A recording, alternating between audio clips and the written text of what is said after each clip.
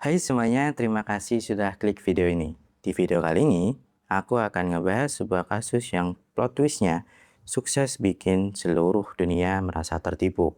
Kita akan ngebahas sebuah kejahatan yang disembunyikan dengan sangat sempurna di balik senyuman manis dan balutan kasih sayang palsu seorang ibu. Jadi siapkan mental kalian karena ini adalah kasus yang ada di Amerika Serikat di tahun 2015.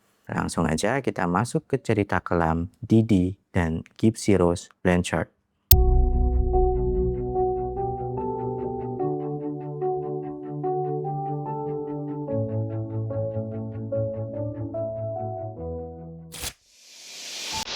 Cerita ini berpusat di sebuah kota kecil bernama Springfield di negara bagian Missouri, Amerika Serikat. Di sana tinggal sepasang ibu dan anak yang menjadi kesayangan bagi seluruh warga kota, yaitu adalah Claudine Blanchard atau yang akrab dipanggil Didi dan putri tunggalnya yaitu Gypsy Rose Blanchard.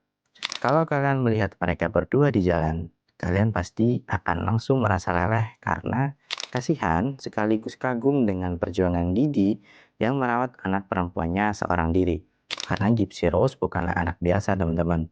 Menurut penjelasan ibunya, Gypsy menderita daftar penyakit yang panjangnya luar biasa kalau dijelasin. Didi mengklaim bahwa sejak bayi, Gypsy ini mengidap kelainan kromosom, asma parah, epilepsi, hingga distrofi otot, yaitu penyakit yang melemahkan fungsi otot, sehingga membuat Gypsy ini lumpuh dan harus duduk di kursi roda seumur hidupnya. Didi juga mengatakan bahwa putrinya itu mengidap leukemia, dan karena kanker dan efek samping obat-obatan itulah, kepala Gypsy selalu digunduli oleh ibunya. Di perut gadis malang itu bahkan dipasangkan selang makanan permanen karena dia diklaim kesulitan menelan makanan padat, teman-teman. Suara Gypsy juga sangat kecil, cempreng, dan kekanak-kanakan. Padahal usianya ini terus bertambah tua. Di mata publik, Didi adalah sosok ibu bidadari yang mengorbankan seluruh hidupnya. Didi berhenti bekerja dan mendedikasikan waktu 24 jam sehari, 7 hari seminggu murni hanya untuk merawat Gypsy. Kemanapun mereka pergi, Didi selalu mendorong kursi roda Gypsy, menyuapinya, dan memeluknya dengan penuh kasih sayang layaknya seorang ibu. Kisah pilu ibu dan anak yang saling menguatkan ini dengan cepat menarik simpati publik secara besar-besaran. Uang donasi mengalir deras ke rekening mereka. Yayasan amal Habitat for Humanity bahkan membangunkan mereka sebuah rumah cantik berwarna pink yang juga warna kesukaan Gypsy dan dibuat khusus untuk mereka, lengkap dengan jalur landai untuk kursi roda. Lalu, Yayasan Make-A-Wish berulang kali menerbangkan mereka secara gratis ke Disney World. Mereka bahkan mendapatkan akses ke VIP di konser penyanyi country terkenal Miranda Lambert, di mana Gypsy yang duduk di kursi roda itu mendapatkan momen berharganya karena dia dipeluk erat seorang Miranda Lambert. Didi dan Gypsy adalah potret keluarga yang paling dicintai oleh warga Amerika. Tapi teman-teman, apa yang dilihat oleh publik dan media adalah 100% kebohongan. Di balik semua yang terlihat, tersembunyi sebuah rahasia gelap. Rahasia apakah itu? Mari kita perjelas satu fakta gila dari kasus ini sejak awal. Gypsy Rose Blanchard ternyata sama sekali tidak sakit, teman-teman. Kakinya bahkan sangat normal dan bisa dipakai untuk berjalan. Bahkan dia bisa berlari kalau dia mau. Dia tidak pernah mengidap leukemia atau penyakit kanker apapun yang disebutkan oleh ibunya. Ototnya pun juga tidak mengalami distrofi. Dan dia sama sekali tidak membutuhkan selang makanan yang menancap di perutnya itu. Semua penyakit mematikan itu hanyalah karangan fiktif yang diciptakan 100% oleh ibunya sendiri. Lalu pertanyaannya, bagaimana mungkin seorang ibu tanpa latar belakang medis bisa menipu puluhan dokter spesialis di rumah sakit bergengsi selama bertahun-tahun? Emangnya dokter-dokter itu nggak ngecek rekam medis aslinya? Nah, di sini letak licikan Didi yang benar-benar mind-blowing. Dia memanfaatkan sebuah tragedi nasional sebagai kedok. Didi mengklaim kepada pihak rumah sakit bahwa seluruh rekam medis masa lalu Gypsy termasuk akta kelahirannya telah hancur total terbawa banjir saat badai Katrina melanda rumah lama mereka di Louisiana pada tahun 2005. Dengan kartu as itulah setiap kali pindah ke dokter baru di Missouri, Didi bisa mendiktekan daftar penyakit Gipsy dari nol tanpa bisa dibantah oleh siapapun. Itu semua karena memang Didi nggak punya rekam medis dari penyakit Gipsy ini secara tertulis, teman-teman. Di dalam dunia psikologi kriminal, apa yang dilakukan Didi ini dikenal sebagai Munchausen Syndrome by proxy. Ini adalah gangguan mental yang sangat berbahaya, teman-teman, di mana seorang pengasuh atau biasa ibu kandungnya secara aktif dan sengaja memalsukan atau menyebabkan penyakit pada anaknya sendiri. Aku bukan ahli medis, jadi kalau ada yang mau dikoreksi, mohon tulis di kolom komentar. Nah, tujuannya murni demi mendapatkan perhatian eksklusif, dipuja sebagai ibu yang rela berkorban, dan tentu saja meraup keuntungan sumbangan uang bernilai fantastis. Untuk membuat ilusi ini meyakinkan, Didi melakukan penyiksaan fisik dan mental yang luar biasa kejam di rumahnya. Setiap beberapa minggu, Didi mengambil alat cukur dan membotaki kepala Gipsy secara paksa agar putrinya terlihat seperti pasien kanker. Dia memaksa Gipsy duduk di kursi roda setiap kali keluar rumah. Saat berada di ruang periksa dokter, Didi selalu memegang tangan putrinya erat-erat. Kelihatannya seperti gestur kasih sayang orang tua ke anaknya. Padahal jika Gipsy mencoba bicara jujur ke dokter, Didi akan meremas tangan atau mencubit paha putrinya dengan sangat keras di balik meja sebagai ancaman. Yang paling tragis, Didi berhasil meyakinkan dokter bedah untuk mengoperasi Gipsy berkali-kali. Gipsy bahkan dipaksa menelan puluhan jenis resep obat berdosis tinggi seperti obat penenang dan obat kejang, yang sebenarnya itu adalah menjadi racun bagi tubuh sehatnya. Akibat dari obat-obatan keras yang tidak diperlukan itulah, kelenjar air liur Gipsy rusak dan giginya mengalami pembusukan sehingga hancur sampai harus dicabut habis. Penyakit Gipsy memang palsu, teman-teman. Tapi siksaan medis inilah yang membuat penyakit itu menjadi nyata, teman-teman. Di mata publik, rumah merah hasil sumbangan Yayasan Amal itu adalah surga kecil. Tapi bagi Gipsy, rumah itu adalah penjara dengan keamanan maksimum. Didi mengontrol setiap detik kehidupan Gipsy. Tidak boleh sekolah, tidak boleh punya teman, dan sangat dilarang keras untuk mengenal laki-laki. Namun Didi lupa, sekeras apapun dia memaksa putrinya berdandan dan bersuara cempreng seperti anak usia 7 tahun. Biologis Gipsy ini tetap mengalami penolakan. Gipsy tetap tumbuh menjadi wanita dewasa. Insting Gipsy untuk bebas mulai memberontak. Dia sadar bahwa ibunya adalah monster yang menjandra hidupnya demi uang. Karena sudah sangat putus asa dan kehabisan akal, suatu malam saat ibunya tertidur pulas, Gipsy diam-diam berhasil mengakses internet. Dia membuat akun rahasia di sebuah situs kencan. Dan di balik layar monitor, di tengah malam yang sunyi itulah, sebuah rencana pemberontakan dimulai. Di situs kencan daring itulah, Gipsy yang menggunakan nama samaran dan menyembunyikan identitas aslinya bertemu dengan seorang pria berusia 23 tahun bernama Nicholas Godchon, atau biasa dipanggil Nick. Nick bukan pemuda biasa. Dia adalah seorang pria dari Wisconsin yang memiliki catatan gangguan mental, kecenderungan kepribadian ganda, dan obsesi yang sangat dalam terhadap hal berbau gelap, kekerasan, dan BDSM. Dalam percakapan chat mereka, Nick seringkali berubah menjadi sosok vampir yang haus darah atau psikopat yang kejam. Bagi orang normal, perilaku Nick ini pasti sudah jadi red flag alias pertanda bahaya besar. Tapi bagi Gipsy yang seumur hidupnya disiksa dan tidak pernah bersosialisasi dengan dunia luar, Nick adalah pahlawan yang dia butuhkan. Mereka berdua pun akhirnya menjalin hubungan asmara secara rahasia selama hampir 3 tahun secara online. Namun, suatu hari Didi memergoki aktivitas rahasia putrinya.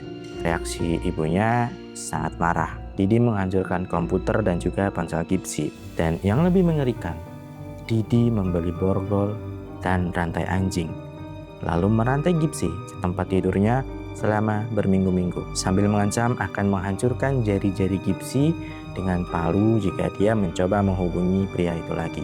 Kejadian ini menjadi titik balik bagi kewarasan Gipsy. Gipsy sadar, dia tidak bisa sekedar mengemasi bajunya lalu kabur seperti remaja-remaja lainnya.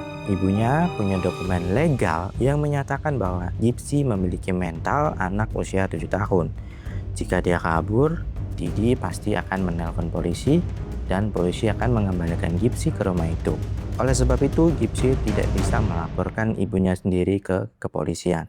Dalam keputusasaannya, Gypsy dan Nick berusaha menyusun sebuah rencana terakhir.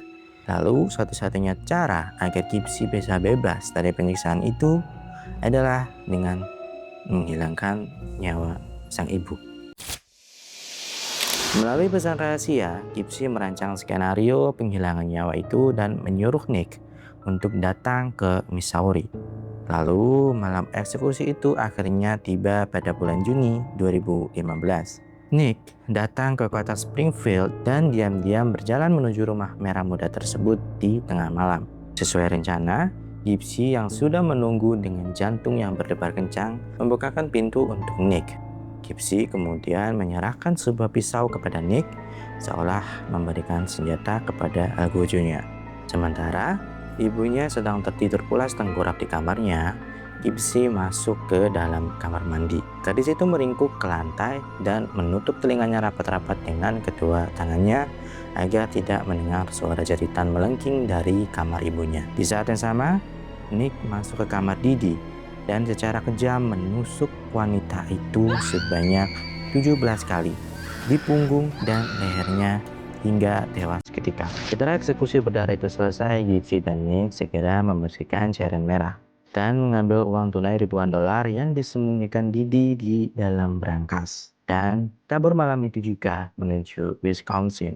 Mereka berdua berpikir mereka sudah bebas. Mereka pikir rahasia mengerikan itu akan terkubur bersama jasad Didi yang perlahan membusuk di dalam rumah tersebut. Tapi beberapa hari kemudian, warga kota Springfield dan pengguna internet dibuat merinding. Di akun Facebook bersama Didi dan Gypsy, tiba-tiba muncul pembaruan status yang sangat mengejutkan. Status itu berbunyi, "The bitch is dead." Perempuan sialan itu sudah mati. Status Facebook yang diposting oleh pembunuhnya sendiri inilah yang akhirnya membongkar kotak Pandora dari kasus yang tragis dan mind-blowing ini.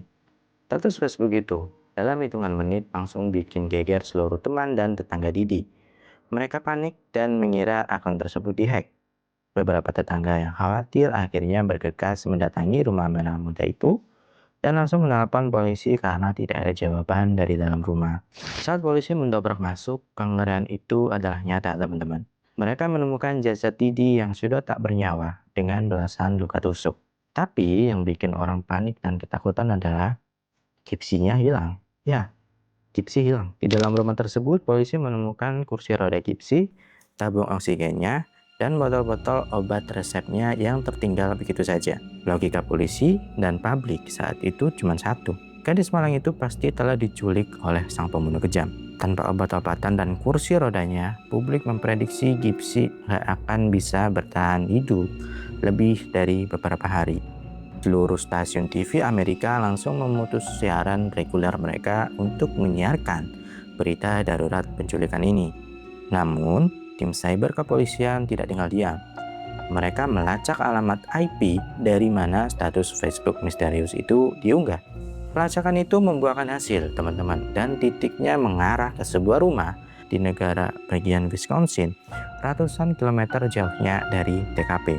Tanpa membuang waktu, tim kepolisian setempat langsung mengepung dan menggerebek rumah Nick Godjohn.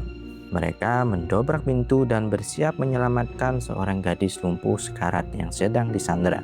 Namun, plot twistnya di sini, teman-teman. Pemandangan yang mereka lihat membuat mereka speechless. Tidak ada Gypsy yang selama ini publik kenal berkebutuhan khusus dan tidak bisa berjalan. Di depan mata para polisi yang sedang memegang senjata itu, mereka melihat Gypsy Rose Blanchard sedang berdiri santai dengan kedua kakinya sendiri, berjalan dengan sangat normal dan terlihat sangat sehat tanpa bantuan alat medis apapun. Di detik itulah ilusi panjang bertahun-tahun yang dibangun Didi resmi terbongkar. Saat dibawa ke ruang interogasi, kotak Pandora itu akhirnya terbuka lebar. Gypsy mengakui semuanya kepada polisi. Dia membongkar seluruh siksaan medis yang dilakukan oleh ibunya, kebohongan soal umurnya, penyakit fiktifnya dan bagaimana dia merencanakan penghilangan nyawa itu bersama dengan kekasihnya, Nick. Karena dia merasa itu adalah satu-satunya cara agar dia tidak mati perlahan di tangan ibunya sendiri. Amerika pun gempar. Kasus ini menjadi headline selama berbulan-bulan. Simpati publik langsung terbelah. Sebagian pihak melihat Gypsy sebagai dalang yang manipulatif yang membunuh ibunya sendiri, sementara sebagian besar lainnya termasuk para ahli psikologi melihat Gypsy sebagai korban penyiksaan ekstrim yang aku bilang tadi, yaitu Munchausen by proxy, kondisi yang dialami oleh Didi. Di meja pengadilan, peran mereka menentukan nasib akhir yang berbeda, teman-teman. Nicholas Scott John, pria yang benar-benar memegang pisau dan melakukan eksekusi, dijatuhi hukuman penjara seumur hidup tanpa kemungkinan bebas bersyarat. Dia akan mendekam di penjara seumur hidupnya, sementara itu mempertimbangkan penderitaan fisik dan juga penderitaan mental yang tak terbayangkan yang dialami oleh Gypsy. Jaksa setuju untuk memberikan keringanan hukuman. Gypsy dijatuhi hukuman selama 10 tahun penjara atas tuduhan pembunuhan tingkat 2. Satu hal yang paling memilukan sekaligus menjadi tamparan keras dari kasus ini adalah sebuah wawancara Gypsy saat dia sudah berada di dalam penjara. Saat seorang jurnalis bertanya kepadanya tentang kehidupannya di balik jeruji besi, Gypsy memberikan jawaban yang cukup mengejutkan. Di penjara ini, aku bisa makan apa yang ku mau. Aku bisa berjalan dan aku punya teman.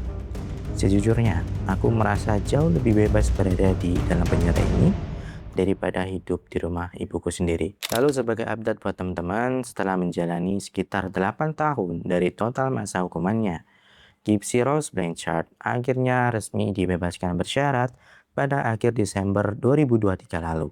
Kisah Gypsy ini menjadi pengingat bahwa terkadang monster yang paling menakutkan bukanlah orang asing, melainkan orang yang dekat dengan kita. Gimana menurut teman-teman tentang cerita Gypsy ini?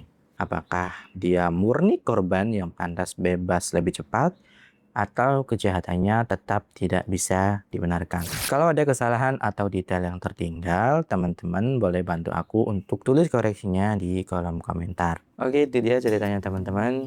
Terima kasih sudah menonton. Sampai jumpa di video berikutnya. Saya Lendra. Bye.